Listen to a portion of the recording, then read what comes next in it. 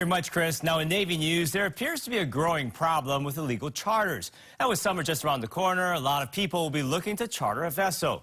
So what do you need to watch out for? Joining us this morning is Lieutenant Commander Simone Moss from the U.S. Coast Guard, where she is the Chief of Investigations. Good morning, Lieutenant Commander. Good morning, Ross. Thanks for having me. First off, can you tell us about this growing concern in terms of illegal charters? So it's certainly a concern here. We see a lot of people who own boats and they want to offset the cost of owning that boat. So they'll ask people to come out, they'll pay to go on board, or they can even ask their friends to chip in for gas. So taking people for any sort of consideration is illegal. And why is this issue so important for the Coast Guard? For the Coast Guard, it's all about safety for us. You want to know that the operator of your boat knows what they're doing, that they're trained. So you want to make sure that they have a certificate or a merchant mariner credential. Okay. These are valid. It's for whatever service that they're in. So you can have a six-pack operator that takes no more than 6, and they have to have a special credential just for that. Or if they take more than 6 people, then they need to have a certificate of inspection. And you can always ask the operator of the vessel to see those.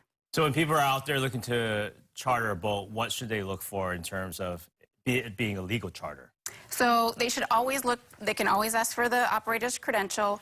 They can ask for a certificate of inspection. If they're unsure, they can even check the Hawaii State Boater Registration website to see if it has a valid either commercial or recreational registration.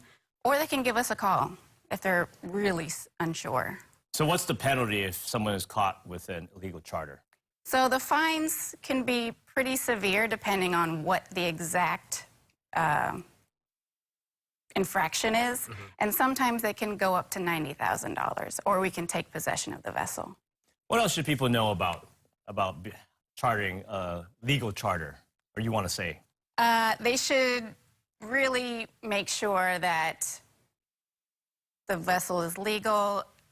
The ocean here really isn't a place that you want to gamble with your life and go out on a boat with somebody who prioritizes monetary gain over their safety.